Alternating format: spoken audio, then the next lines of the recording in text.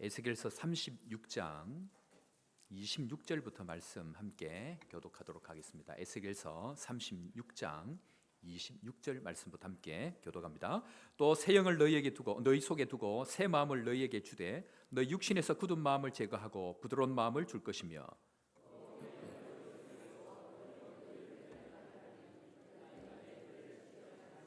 내가 너희 조상들에게 준 땅에서 너희가 거주하면서 내 백성이 되고 나는 너희 하나님이 되리라.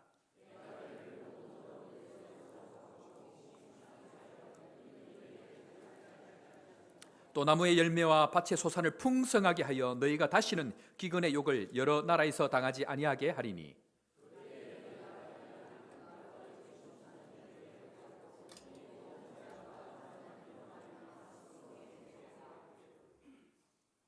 주 여호와의 말씀이니라. 내가 이렇게 행함은 너희를 위함이 아닌 줄을 너희가 알리라. 이스라엘 족속아 너희 행위로 말미암아 부끄러워하고 한탄할지어다.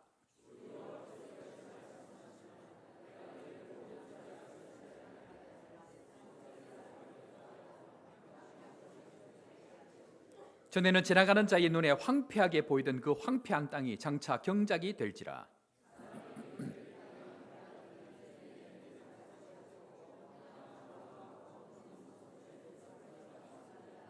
다 같이 봅니다. 너희 사방에 남은 이방 사람이 나 여호와가 무너진 곳을 건축하며 황폐한 자리에 심은 줄을 알리라. 나 여호와가 말하였느니라 이루리라. 아멘. 할렐루야. 한 주간도 평안하셨습니까? 조금 전에 이제 봤던 우리 보려고 했던 영상이 뭐냐면요, 이 한 가운데에 음식이 있고 그 다음에 이 우물같이 가해서 이 음식을 먹기 위해서 긴 숟가락들을 이제 각자 가지고 있는 거예요. 그리고 그것을 먹기 위해서는 이것을 펄 수는 있는데 자기 입으로는 절대로 길어서 가져오질 못하는 거예요. 그리고 이것을 남이 먹으려고 하니까 옆에 있는 사람들이 이 나무를 쳐버려 가지고 이 나무가 부러지고 하는 이런 일들이 일어나는데 어느 한 사람이 갑자기 그걸 퍼서 자기 팔에 닿는 사람에게 주니까 그 사람이 그것을 먹고 나니까 그 사람이 살아나고, 그것을 본 순간 다른 누군가가 다시 퍼서 주려고 하는데 이 팔이 힘이 없으니까 다른 사람들이 그 숟가락을 가지고 다 받쳐가지고 먹여주는, 그래서 거기 있는 모든 사람들이 천국의 은혜를 누리는 것이다. 이제 그런 내용이 바로 오늘 우리가 보려고 했던 영상인데 제 말로 오늘 다 커버를 다 했습니다. 예. 방법이 우리에게 없어서 문제가 아니고요. 우리가 어떻게 보면 최선을 다해서 열심히 살아가는데 방법을 잘 몰라서 못하는 경우가 사실 참 많이 있습니다. 그런데 천국은 자기를 위해서 자기가 먹는 것이 아니고 나의 것을 가지고 다른 사람에게 줄 그때에 그것은 천국이 된다. 그 이야기를 하고 있는데, 비록 우리가 이 땅 가운데 살지만 하나님께서 우리에게 주신 많은 것들이 있지만 천국의 방법들을 새롭게 깨닫는 은혜가 여러분들에게 있기를, 또 우리 모두에게 있기를 주의 이름으로 축원합니다. 천국은 이와 같습니다. 저는 개인적으로 우리 교회 와서 확신하는 것 중에 하나가 뭐냐면요, 하나님께서는 반드시 풍성한 은혜를 주신다. 그 말씀을 주셨습니다. 그래서 그 마음을 가지고 살아갈 때에 하나님께서는 우리에게 놀라운 은혜로 함께 하실 것이다. 그 마음을 제가 가지고 있습니다. 몇 주 전에 제가 설교 시간에 한번 말씀을 드렸는데요, 머리에 한 3년 최선을 다해서 살고 이제 정말 대한민국에서 이름이 날 정도로 소문이 나서 이제 본격적으로 하려고 하는데 뇌에 문제가 생겨서 수술했다는 얘기 말씀드렸죠. 그분의 부인께서, 집사님께서 문자가 왔습니다. 그분이 하나님 은혜로 모든 것이 정상으로 돌아오고 이제는 정상적인 이제 사업을 할 수 있게 되어졌다. 이제 그러면서 지금까지 한 번도 어디 여행을 가본 적이 없는데 이렇게 같이 하는 친구가 딸과 함께, 또 자기 딸과의 또 관계도 여러 가지 일이 너무 많아서 어려워져 있었는데 딸과 함께 여행을 가기도 했습니다. 이제 그렇게 얘기를 하는 거예요. 그래, 자기 딸하고 여행 가는 게 나하고 무슨 상관인가? 이제 계속해서 카톡을 보니까 혼자 여행 가는 것이 미안해서 하나님께 참 미안한 마음이 들어서 저에게 이렇게 조금 이렇게 물질을 보낸다고 그러면서 이 물질을 조금 이렇게 목사님 필요한 곳에 쓰시면 좋겠다. 이제 그렇게 문자가 왔습니다. 그래서 마침 제가 남아공에 지금까지 이제 사역자로 키우고 훈련시키고 하던 사역자를 졸업을 시키고, 그 다음에 또 다른 뜻을 가지고 신학 대학 그 세미너리 그 뭐라 그러죠? 신학 대학원이죠. 대학원 과정을 제가 이제 나중에 해서 원장을 제가 만들고 싶어 가지고 본인도 그런 뜻이 있고 해서 석사 공부를 지난 동안 공부를 계속 시켰습니다. 그래서 이제 올해 졸업을 하고 이제 박사과정 등록을 해야 되는데 학비가 없다고 연락이 와서 어떻게 하나 고민을 하고 있었는데 마침 이제 그렇게 하나님께서 주셔서 그것을 다시 그쪽으로 이렇게 전달을 하고 하는 그런 과정들을 지내고 있습니다. 우리 신앙을 가만히 보면요, 어렵고 힘든 과정을 지나지만 또 하나님께서 회복하시는 은혜를 통하여서 회복하고 난 이후에 자기의 삶의 이유의 목적들이 자기에게 있지 아니하고 놀러가는 그 순간이라 할지라도 어딘가 물질을 흘려 보내야 된다는 것을 기억하고 저에게도 보내고 또 그분이 속한 교회, 이 교회가 좀 어려워져서 목사님 사례를 못 주고 있다는 얘기 들고 그 교회도 헌금을 했습니다 라고 이제 제가 그 얘기를 들으면서 그렇지, 이렇게 살아야지 하는 제가 그 마음이 들었습니다. 우리 신앙 가운데에 방법이 없는 것이 아니고 하나님은 반드시 우리 가운데에 방법을 말씀하여 주시고 그 방법을 따라갈 때에 우리 가운데 놀라운 부흥의 은혜가 있는 줄 믿으시기를 주의 이름으로 축원합니다. 그래서 신앙은요, 영적인 부흥 또 신앙의 부흥은 절대로 우리가 일으키지를 못합니다. 무슨 말이냐면 아무리 기도해도 부흥이 일어나지 않는데 부흥이 어디에 일어나는가? 하나님이 마음을 가지고 부흥하는 곳에 내가 거기에 함께하게 될 때에 부흥의 역사를 경험하게 됩니다. 그래서 우리가 보통은 이렇게 기도합니다. 여러분들 많이 그렇게 기도하지 않습니까? 하나님, 내가 하는 이 일에 축복하여 주옵소서. 하나님, 우리가 하는 이 일을 축복하여 주옵소서. 그렇게 기도하는데 이 기도를 바꾸어야 합니다. 어떻게 바꾸어야 하는가? 하나님이 축복하시는 그 일을 하나님 내가 함께 할 수 있도록 은혜를 주옵소서. 우리의 기도가 이렇게 바뀌는 은혜가 있기를 주의 이름으로 축원합니다. 그것이 무엇인가? 그것은요, 내 중심적인 기도에서 하나님 중심적인 기도로 바뀌어갈 때에 우리는 부흥의 파도를 타고 부흥의 은혜를 경험하게 되는 것, 그것이 바로 하나님 중심적인 신앙이다, 그렇게 이야기합니다. 그것을 좀 더 구체적으로 정확하게 무엇이라고 얘기하는가 하면 그것은 하나님께서 부르신 목적을 따라 살아가게 될 때에 그것이 가능하다, 그 이야기를 합니다. 제가 평생 하나님 앞에 고민하는 게 뭐냐면요, 사역을 하면서 고민을 하고 사역을 하면서 생각을 하는 게 뭐냐면요, 날마다 생각하는 것은 하나님께서 내가 하려고 하는 이 일을 기뻐하시느냐는 겁니다. 하나님께서 내가 지금 하려고 하는 이 일을 기뻐하느냐, 하나님이 기뻐하느냐 하는 이것 한 가지가 날마다 사역을 할 때에, 모든 사역을 하고 모든 일을 결정하고 모든 사람을 대할 때에 제가 하나님 앞에 가지는 제일 중요한 기준입니다. 하나님께서 이 일을 기뻐하는가. 제가 선교사로 갔을 때에 또 사역을 하고 난 이후에 첫 번째 안식년을 왔습니다. 그때에 제가 주일학교 사역을 할 때에 저는 초등 2부를 맡았고 그분은 다른 부서를 맡고 있을 때에 함께 사역했던 강도사님이 그 위에 목사님이 되셨는데, 그분을 만나고 나서 식사를 하면서 그분이 저에게 이런 얘기를 하는 겁니다. 선교사님, 제가 목사님과 헤어지고 교회를 떠나고 난 이후에 제가 많은 사역들을 하는 동안 제가 목사님 생각을 참 많이 했습니다. 그 얘기를 하는 거예요. 그래서 왜 제가 보고 싶어서 그랬습니까? 그랬더니 그게 아니고 사역을 하는 동안 어떤 어려운 문제들이 생길 때마다 과연 선교사님이라면 이 결정을 어떻게 했을까라는 생각들을 늘 했다라는 거예요. 제가 사역을 같이 하는 동안 제 마음 가운데에 늘 이런 원칙들, 하나님께서 기뻐하는 것이 무엇인가 하는 고민들을 가지고 늘 했다는 것을 알고 있기 때문에 이분이 늘 어떤 어려움들을 겪을 때마다 마음 가운데에 서선교사님이라면 과연 어떻게 했을까라는 그 이야기를 저에게 한번 하는 것을 제가 들은 적이 있습니다. 우리는 늘 하나님께서 기뻐하는 것이 무엇인가, 그것을 고민하고 살아가는 것, 그것이 굉장히 중요합니다. 제가 우리 교회에 하나님 앞에, 하나님 우리 교회가 어떻게 할까요? 우리가 이거 무엇을 할까요? 하나님 앞에 기도할 때에 오늘 우리가 읽었던 에스겔서 36장의 말씀을, 약속의 말씀을 주셨는데 그 가운데 많은 축복의 은혜의 말씀을 주셨습니다. 일단 우리 한번 조금 봅시다. 29절입니다. 제가 그냥 읽고 넘어가겠습니다. 29절 말씀에 보면 중간에 보면 곡식이 어떻게 되고요? 곡식이 풍성하게 될 것이고, 30절 갑니다. 나무와 열매의 밭의 소산을 어떻게 하고요?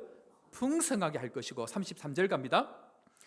거주하게 하며 제일 마지막에 황폐한 것이 어떻게 한다고요? 건축하게 할 것이며, 하나님은 우리 가운데에 놀라운 축복으로 풍성함의 은혜뿐만 아니고 우리 가운데 새로운 것을 건축해가며 황폐한 곳이 새로운 은혜로 세워지는 축복들을 우리에게 주시겠다, 그 약속들을 우리에게 하고 계십니다. 그런데 그 가운데에 전제 조건이 하나 있었습니다. 그것은 바로 우리를 위해서 하지 않는다는 것입니다. 32절 말씀 우리 다시 한번 읽겠습니다. 32절입니다. 다 같이 시작. 주 여호와의 말씀이니라. 내가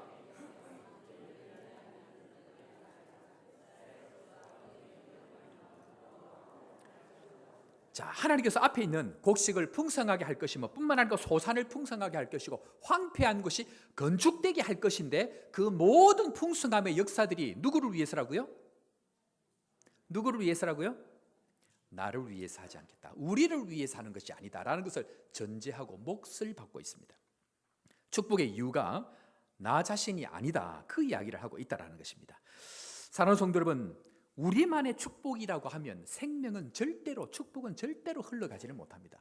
나 아닌 다른 무언가가 바로 거기에 있다. 그 이야기를 하고 있다라는 것입니다. 그런데요, 생명이 자라지 못하고 부흥이 지속되지 못하고 생명의 역사가 지속되지 못하는 데는 다른 어떤 것을 위하지 않고 나만 위하는 것에는 반드시 거기에는 문제가 생긴다. 그 이야기를 합니다.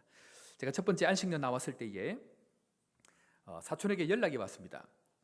병원에 있는데 기도를 좀 해주시면 좋겠다. 그렇게 연락이 온 거예요. 아니 그래 무슨 일이냐 그랬더니 전화상으로는 할 수 없고 병원에 좀 오면 좋겠다. 그 얘기를 하는 겁니다. 그래서 이제 급하게 병원을 가봤더니 제가 알고 있는 그 사람이 아닌 거예요. 온몸이 살이 쏙 빠져가지고 누워 있는데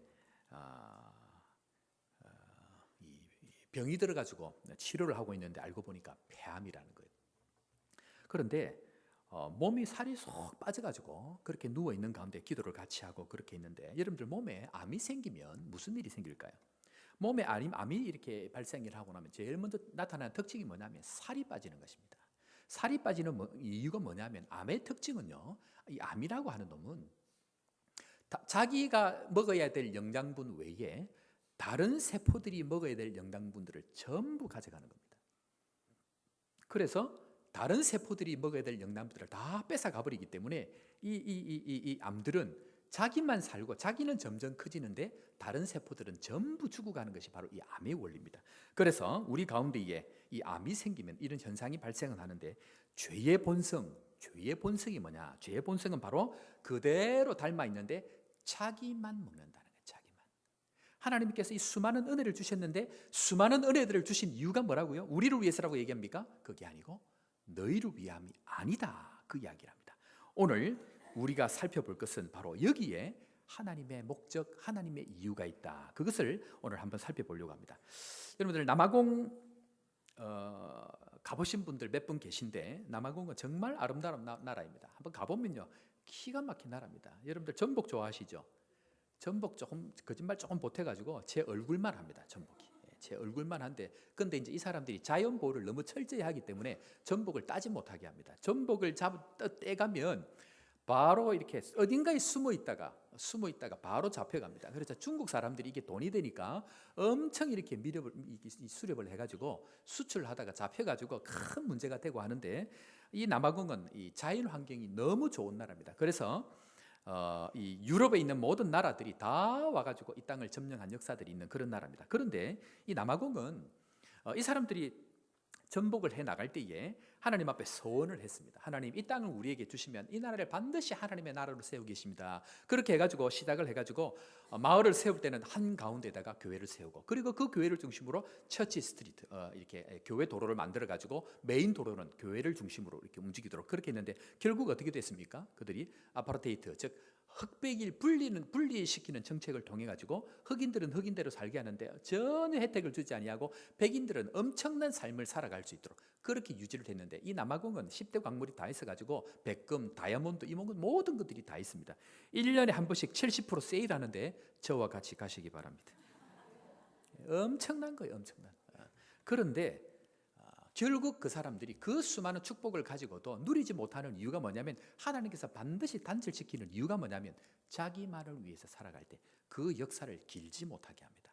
그래서 남아공에 누리고 있던 그 많은 탁월한 백인들은 다른 나라로 다 이민을 가버리고 지금 나가만 있는 백인들은 일반적인 사람들만 많이 남아서 지금 살아가고 있는데 문제는 역차별을 당해가지고 흑인들로부터 역차별을 당하고 뿐만 아니고 전 세계 강도 강간 1위 도덕은 1년에 수백만 건이 일어납니다. 엄청나게 어려운 과정에 있다. 그렇게 볼 수가 있습니다.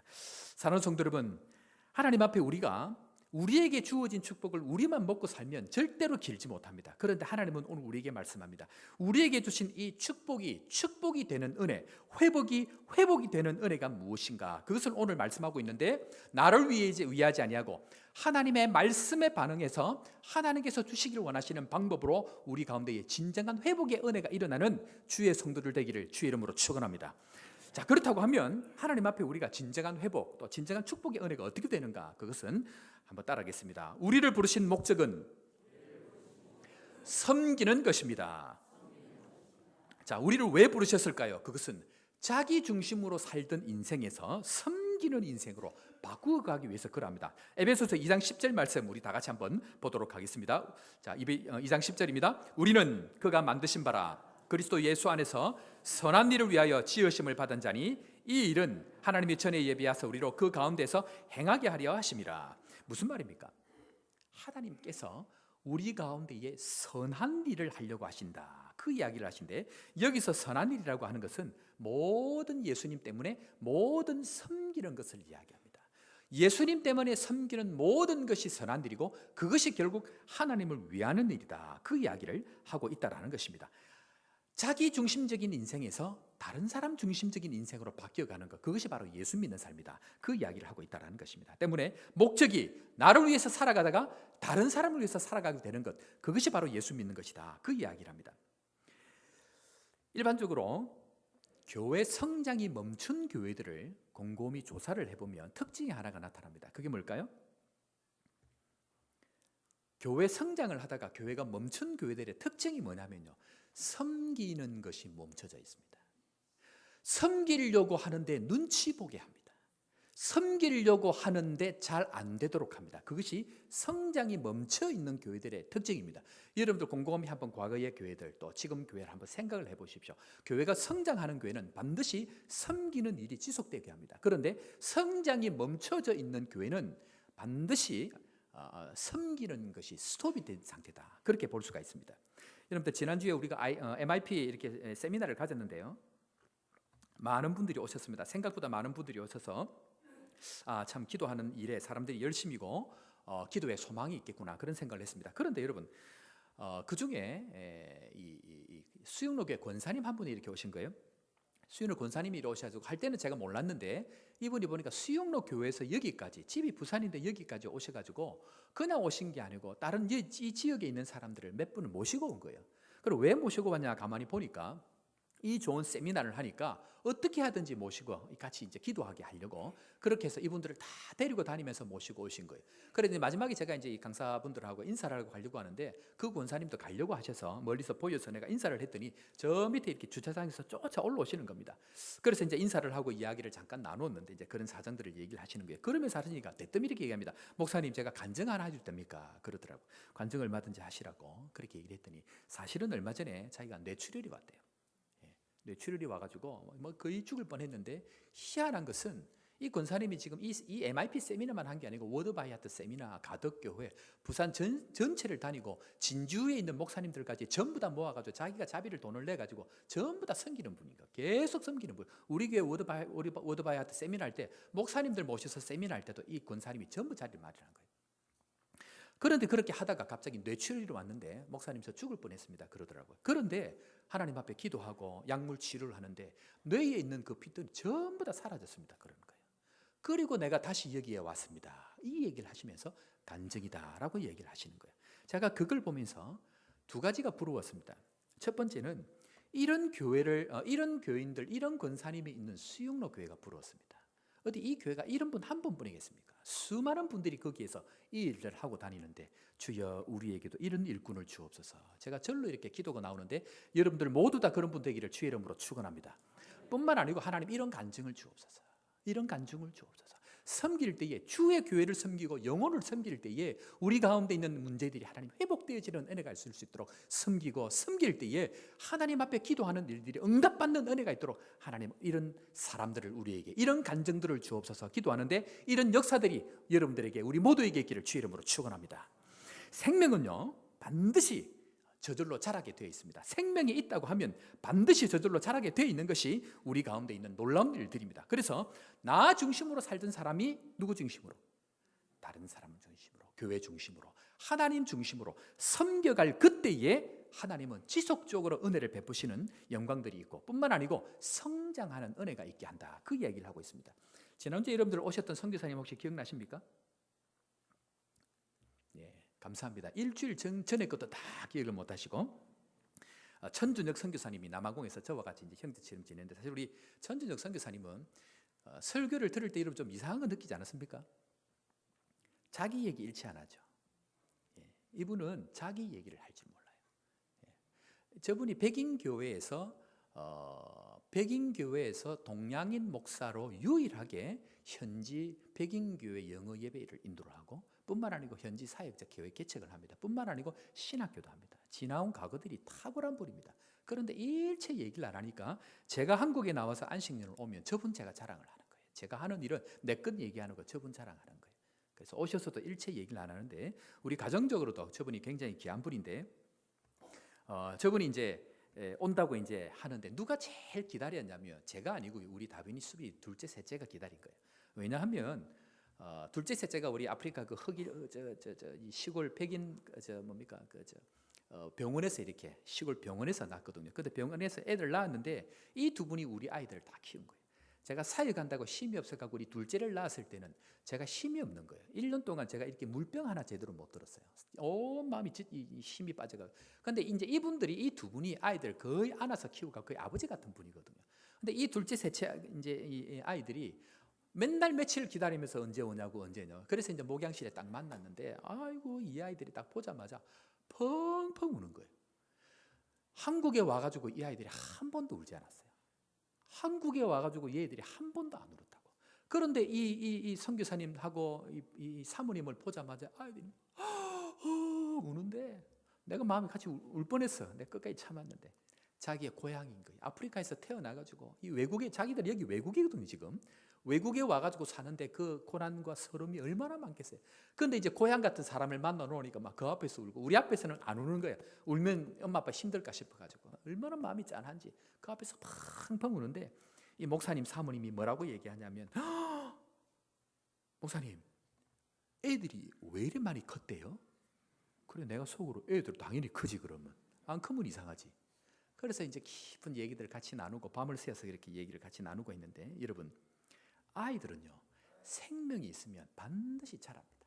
그렇지 않습니까? 생명이 있으면 자라게 되어 있는 것이 당연한 이치입니다. 우리 안에 복음의 생명이 있으면 반드시 자라는 것 믿으시기를 주의 이름으로 축원합니다.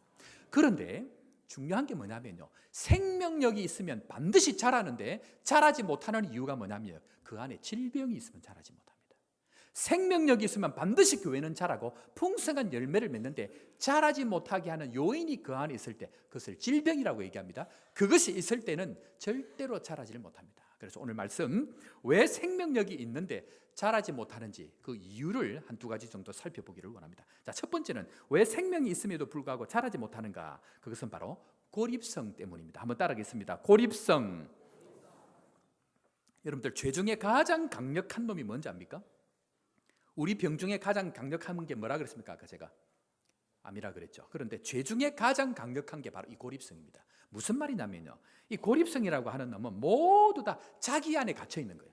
자기 안에 갇혀가지고 모든 것을 자기의 관점으로 보고 자기의 시각으로 보고, 그래서 자기를 완전히 고립시켜 버리는 것이 바로 죄의 본성이다. 그 이야기를 합니다. 자, 여러분들 모세를 우리가 옛날에 한번 살펴봤는데, 모세가 어떻습니까? 40년 광야를 세월을 지나고 나면, 광야 지나고 나면 이렇게 바뀔까요?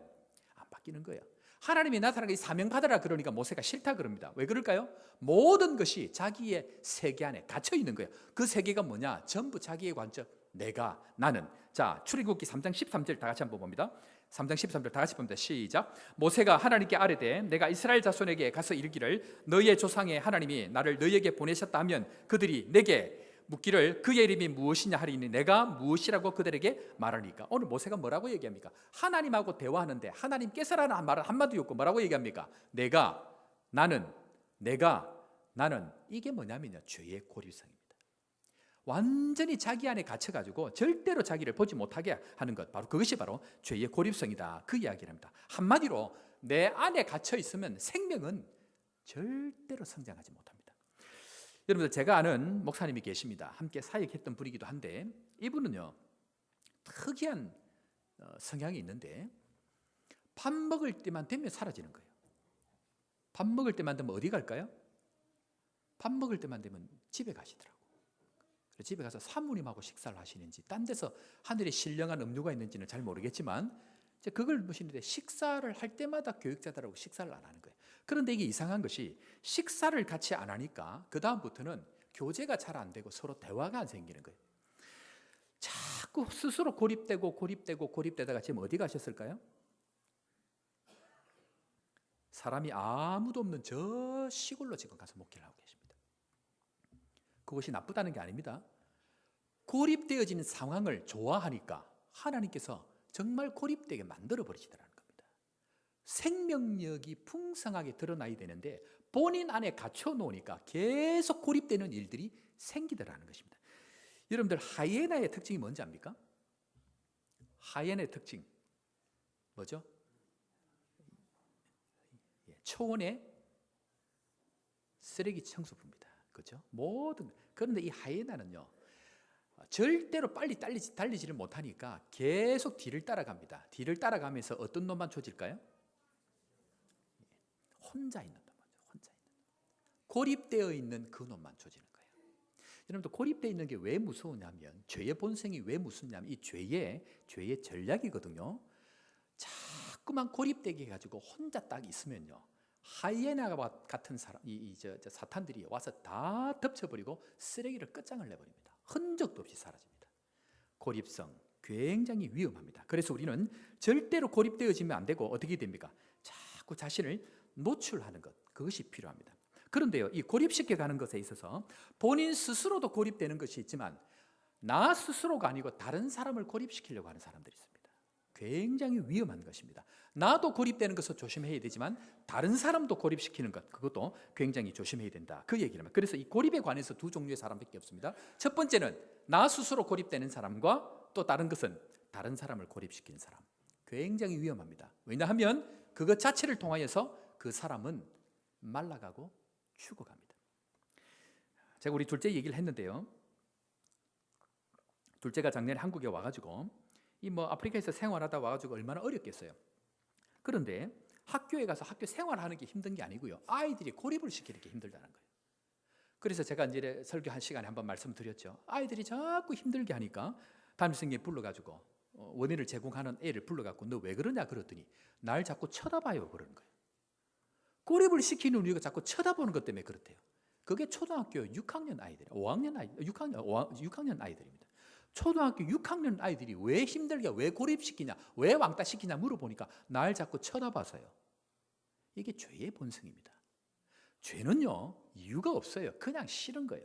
싫은 것을 뭘로 표현하느냐면 스스로도 고립을 시킬 뿐만 아니고 사람들도 고립을 시켜가기 때문에 고립을 시키면 반드시 하이에나와 같은 죄악들이 찾아와서 덥석 물어버리기 때문에 사탄은 끊임없이 우리에게 고립되도록 만들어 간다는 거예요. 고립되면 안 되고 어디로 나와야 됩니까? 생명의 빛으로, 말씀의 빛으로 자꾸만 나와야 됩니다. 그래서 숨어 있지 아니하고 들어가 있지 아니하고 말씀에 자꾸 노출시키는 훈련을 해야만이 하나님의 복음이 그 가운데 임한다라고 하는 것을 우리에게 말씀하고 있다는 것입니다. 때문에 사랑하는 성도 여러분, 스스로 고립되지 아니하고 하나님 앞으로 나올 수 있는 은혜가 있기를 주의 이름으로 축원합니다. 자, 그런데요, 우리가 하나님 앞에 이 고립되지 아니하고 헤어나올 어떤 그런 상황들을 계속 이렇게 봐야 되는데 그 고립을 시키고 또 스스로 고립시킬 뿐만 아니고 사람들을 고립시키는 이유가 무엇인가? 그 이유가 뭘까요? 그 이유는 바로 과거의 상처 때문에 그럽니다. 과거의 상처를 해결하지 못하니까 지속적으로 본인도 스스로 고립이 되어질 뿐만 아니고 다른 사람도 자꾸만 고립을 시켜가는 상처가 상처를 낳고 상처가 상처를 낳는다. 그 이야기를 하고 있다는 것입니다. 여러분들 자신이 받은 상처가 너무 많으니까 사람들을 힘들게 할 뿐만 아니고 누구까지 힘들게 할까요? 예수님까지 힘들게 하는 거예요. 사람들이 죄성 때문에 그렇기도 하지만 사람들은 이 상처, 죄로부터 나온 상처 때문에 예수님도 결국 십자가에 못 박는 거예요. 그런데 여러분들 감사한 게 뭔지 압니까?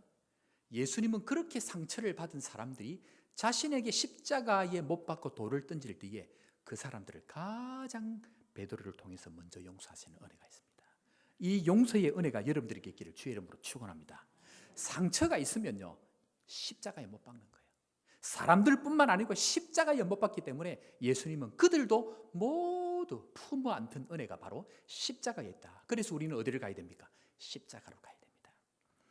제가 한국에 와서 많은 사람들 만나고 지난해부터 계속 신방을 하고 있는데요, 저희 부부만 지난해는 같이 이렇게 다니다가 올해는 저희 부부만 같이 이렇게 신방을 다닙니다. 사람들이 이렇게 같이 몰려 다니니까 얼굴을 보고 집안 형편은 아는데 속에 있는 얘기를 들을 수가 없는 거예요. 그래서 올해 우리 장로님들부터 제가 신방을 하고 있는데 저희 두 부부만 딱 갑니다. 그리고 올해 대신방 할 때도 일체 아무도 안 데리고 갑니다. 그리고 저하고 저희 집 사람만 딱 가서 그분들과 같이 이야기를 나누고 그들의 속 사정을 제가 이렇게 듣고 싶어서 그렇게 합니다. 그런데요, 가만히 이렇게 돌아보면요, 또 이야기를 들어보면 작년부터 사람들을 만나고 또 긴밀하게 이렇게 사람들과 만나보면 다들 가지고 있는 것이 상처들인 거예요. 상처들. 옛날에 다녔던 교회 목사로부터 받았던 상처, 교인들로 받았던 상처뿐만 아니고 가족 간에 있던 상처들까지 다 상처를 가지고 이렇게 살아가는데, 그런데 그 상처가 언제 회복이 되어지냐면요, 그 안에 가만히 두면 이게 자꾸 썩어가는 거예요. 일반적으로 사람들이 상처를 받으면 습관적으로 뭘 하냐면요, 자꾸 스스로 고립이 되려고 그런 거예요. 그리고 그 상처를 자꾸 묵상을 하는 거예요. 여러분들, 상처는 묵상의 대상이 아닙니다. 차라리 제 얼굴을 묵상을 하십시오. 상처는 묵상하면 안 됩니다. 상처는 묵상을 하면 안 되고 상처는 털어놔야 돼요. 속에 있는 상처가 안에 있는 고름이 짜내야 그 안에 새로운 살이 들어가는데, 고름을 그대로 예쁘게 감싸가지고 터지지 못하게 이렇게 있으면요 썩어가는 거예요, 안에서. 그래서 제가 하는 일이 뭐냐면 가서 아무것도 안 하고 어떻게 지내셨습니까? 많이 힘드셨죠? 하면 속에 있는 이 고름이 터질 대로 터져갖고 이제 탁 터지는 거예요. 저하고 얘기하면서. 그래 제가 다 맞아. 그냥 얼굴에 막 고름이 다 터지는 거예요. 함께 울고 함께 마음 아파하고. 그러고 나서 나는 아무것도 안 했는데 말씀을 전하고 나면 다 해결됐습니다 그러더라고. 그런데 제가 마지막에 또 한마디를 더 합니다. 제가 다음에 또 올 텐데 올 때에 오늘 했던 얘기 또 하십시오. 한 번 얘기하고 안 됩니다. 나는 머리가 나쁘려고 지금부터 작정을 하니까 오늘 했던 얘기 내가 절대로 기억을 안 할 테니까 다시 또 하십시오.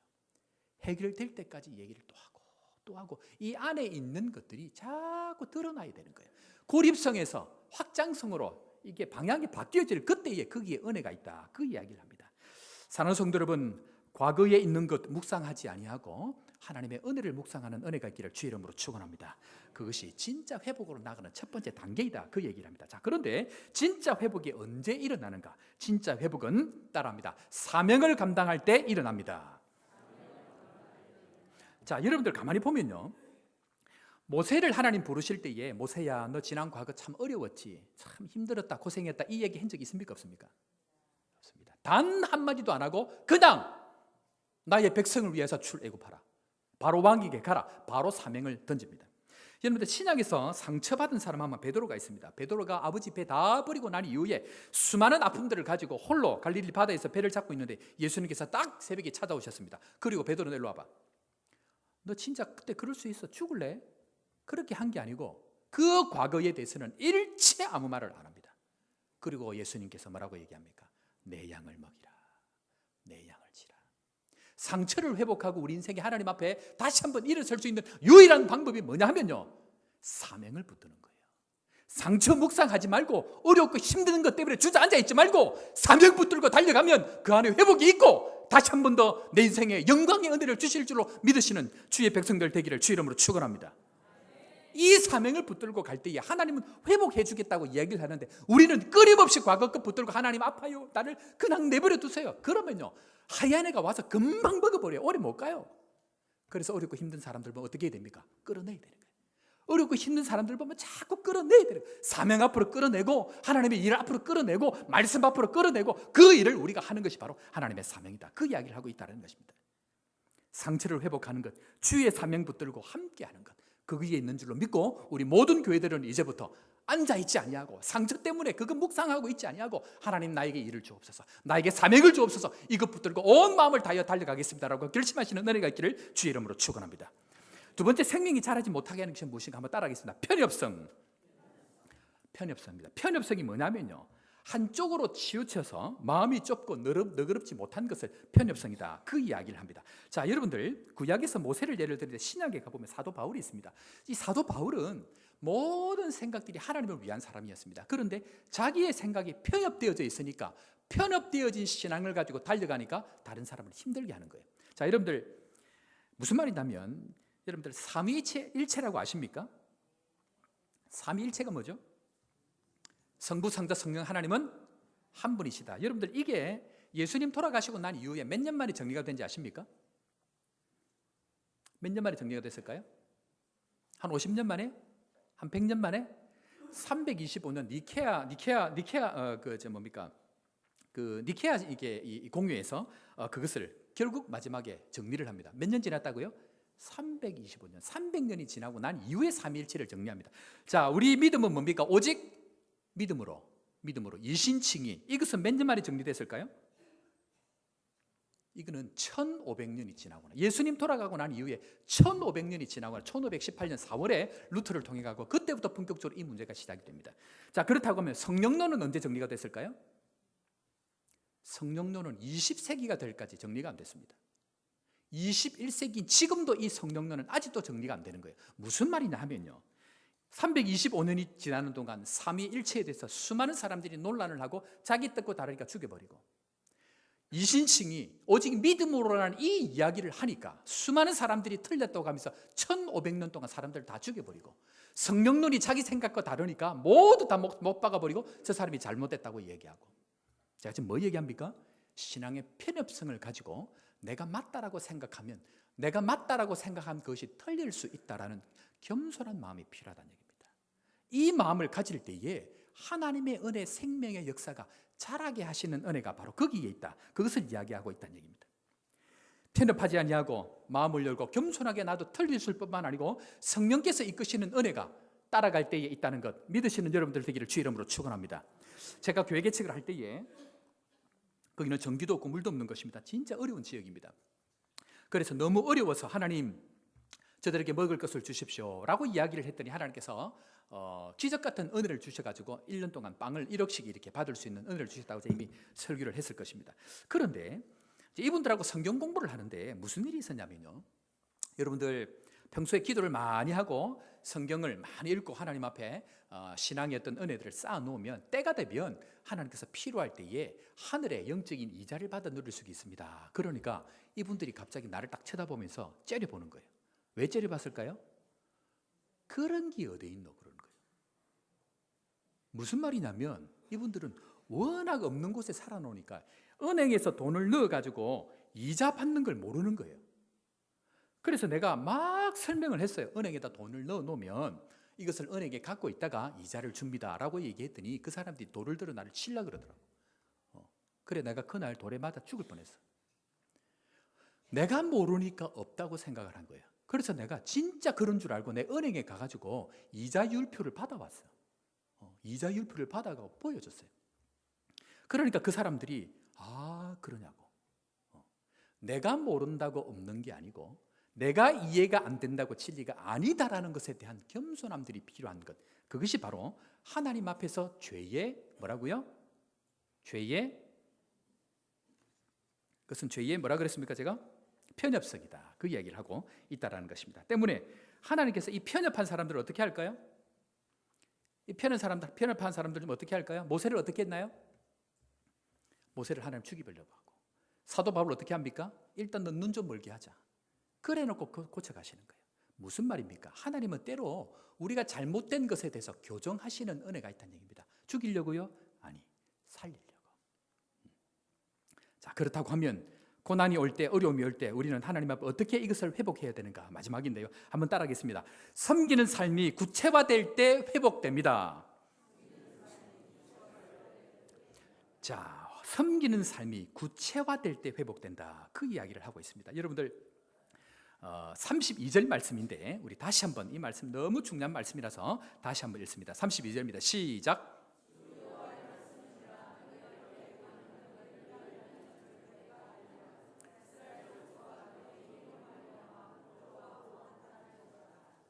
자, 너희를 위함이 아닌 줄 알리라. 다른 말로 얘기하면 나를 위해서 살지 아니하고 다른 사람을 섬기는 삶의 진정한 회복이 있다. 그 이야기를 하고 있습니다. 여러분들 성경에 보면요, 불쌍히 여긴다는 말이 16번이 나옵니다. 불쌍히 여긴다는 말이 16번이 나오는데, 이 불쌍히 여긴다는 말이 나올 때마다 무슨 일이 생긴다면 기적이 일어납니다. 뭐가 일어난다고요? 기적이 일어납니다. 자, 출애굽기 2장 6절에 모세를 하나님께서 구원해서 건져내는 장면이 나오는데, 바로왕의 딸이 모세가 보기에 좋아서 잘생겨서 건졌을까요? 성경은 다르게 이야기합니다. 2장 6절 다 같이 한번 봅니다. 2장 6절입니다. 열고 그 아기를 보니 아기가 우는지라 그가 그를 이르되 이는 히브리 사람의 아기로다. 무슨 말입니까? 모세가 건짐받은 이유가 뭐라고요? 불쌍히 여겼다. 자, 그리고 오병이어 사건이 일어난 것 우리 너무 잘 알 것입니다. 그런데 이 오병이어 사건이 어떻게 일어났는지 마가복음 8장 2절에 이렇게 얘기합니다. 다 같이 봅니다. 내가 무리를 불쌍히 여기노라. 불쌍히 여기는 그곳에 하나님의 축복의 은혜가 거기서부터 나온다. 이 이야기를 지금 하고 있다는 것입니다. 제가 우리 교회에 와서 하나님 앞에서 지금까지 살다가 이 담임 목사로 와가지고 하나님 앞에 늘 다짐하고 고민하는 게 뭐냐면요, 하나님 나를 위해서 살지 않도록 해주십시오. 내가 내 목회하고 내 것 위해서 살지 않도록 하나님 나에게 은혜를 주십시오 라고 늘 그렇게 하나님 앞에 고민하고 있습니다. 때문에 저는 지금까지 아프리카에서도 마찬가지지만 오늘도 마찬가지입니다. 오늘날까지 한국에 남아공을 다 정리하고 한국에 왔지만 아프리카에 남겨놓은 우리 사역하다가 무당의 총에 맞아서 죽은 사역자 가정이 있습니다. 그 가정에 지난 10년 동안 생활비를 대고 아이들 학비를 대고 지금까지 그렇게 하고 있습니다. 뿐만 아니고 공부하려고 하는, 제가 아까 얘기했던 그 사역자들 공부를 시키고 박사 공부를 시키고 앞으로 계속 이제 그 일들을 위해서 지금도 지원하고 그 일들을 하고 있습니다. 뿐만 아니고 어렵고 힘든 사역자들, 어렵고 힘든 사람들 지금까지 계속 지원하고 그 일을 하는데, 우리 아이들 지금 한국에 와서 공부가 필요하지 않겠습니까? 저 아이들 과외 한번 안 시킵니다. 하나님이 우리 아이들 책임지십시오. 저는 저의 일을 합니다. 제가 왜 이 얘기를 하는가?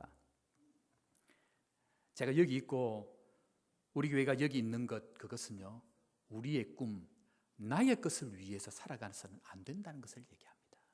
나의 것을 위해서, 나만 먹기 위해서 살면 우리는 반드시 시간이 지나면 다 망합니다. 그러나 나를 위해서 살지 아니하고 하나님이 기뻐하는 것 위해서 살면 하나님께서 그 안에 채우시는 은혜, 그것을 경험하고 살아갈 때에 우리의 인생이 하나님 앞에 간증하는 인생이 될 수 있다. 그 이야기를 하고 있다는 것입니다.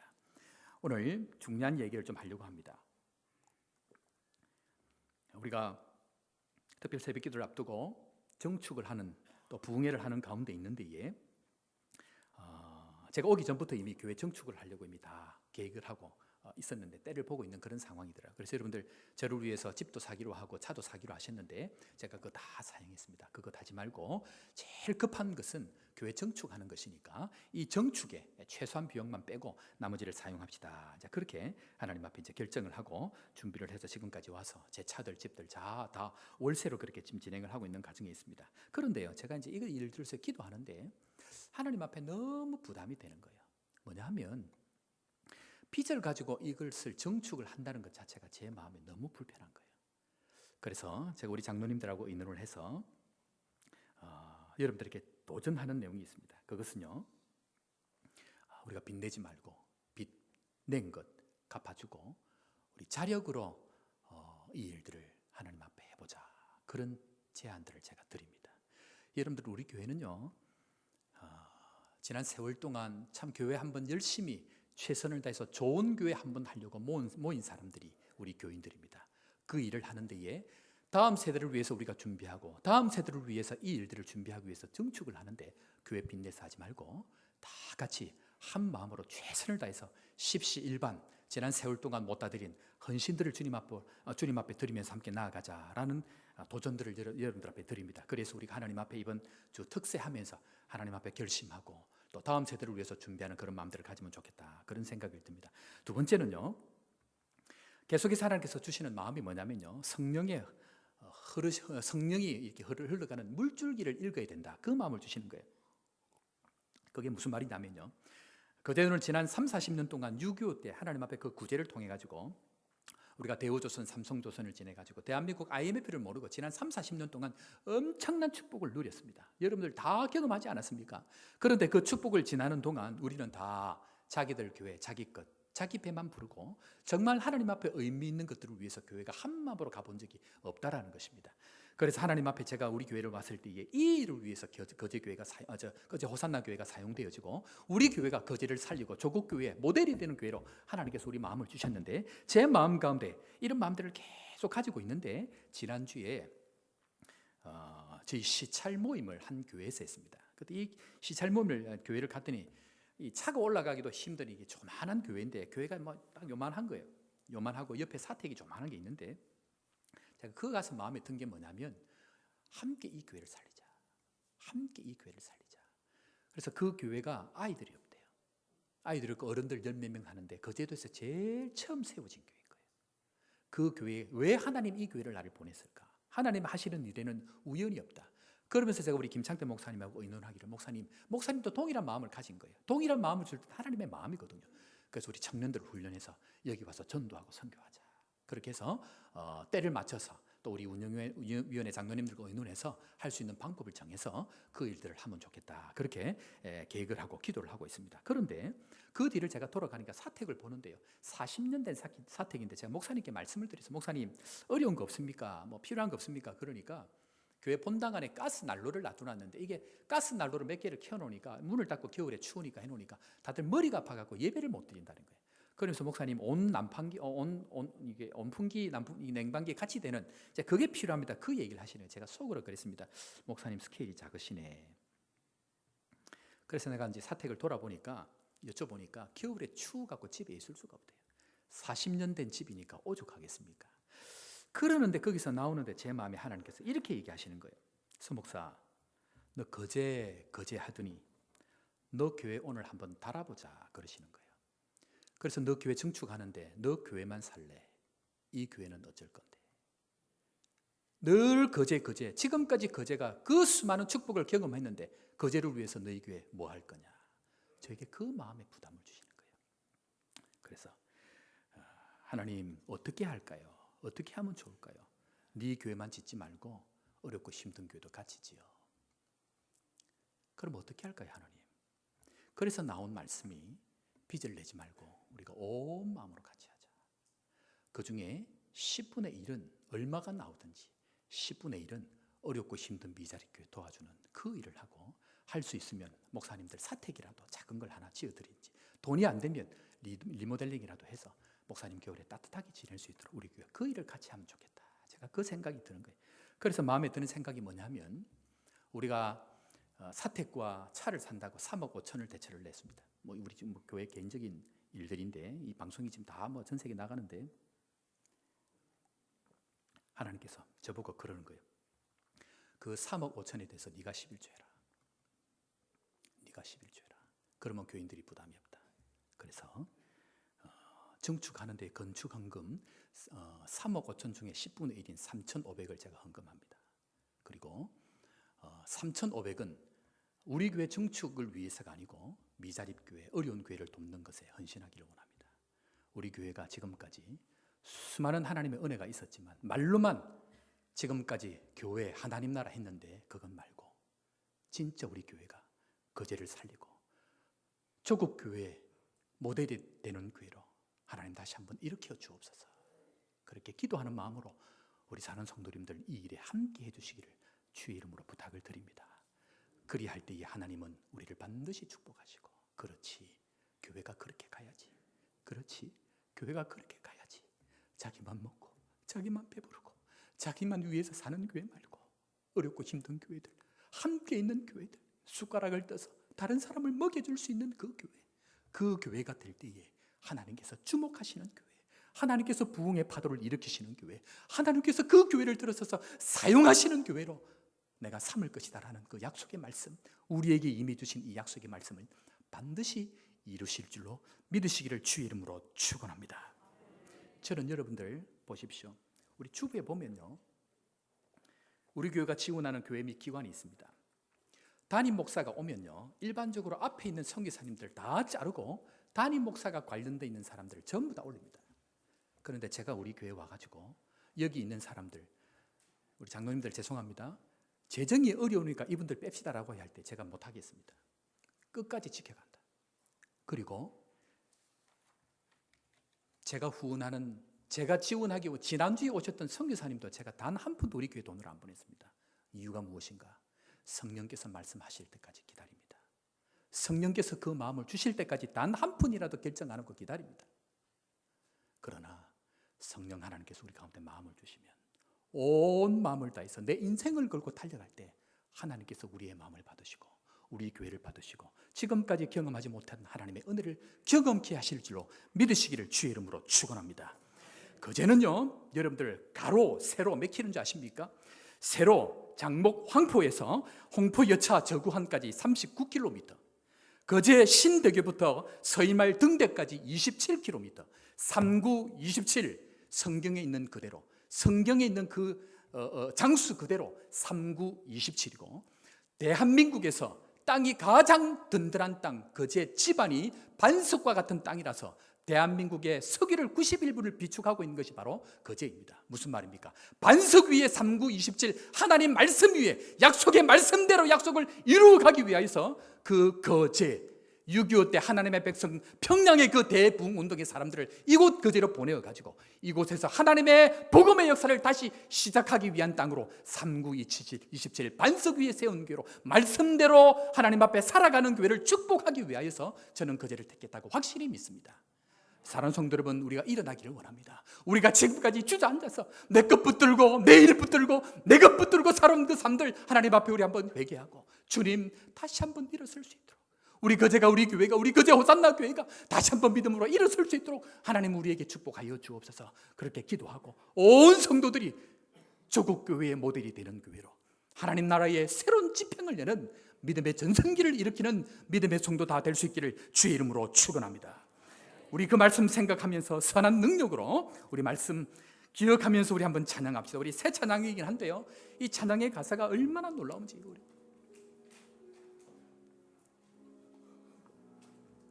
선한 능력으로 안으시네, 그 크신 팔로 날 붙드시네, 절망 속에도 흔들리지 않고 사랑하는 주 얼굴.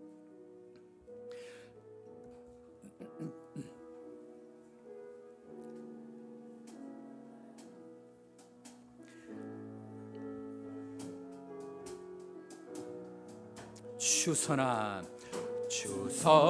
능력으로 안으시네, 그 크신 팔로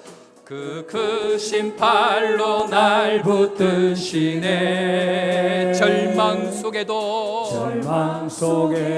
흔들리지 않고 사랑하는 주 얼굴 구하리, 선한 능력으로 일어서리, 주만 의지하리 믿음으로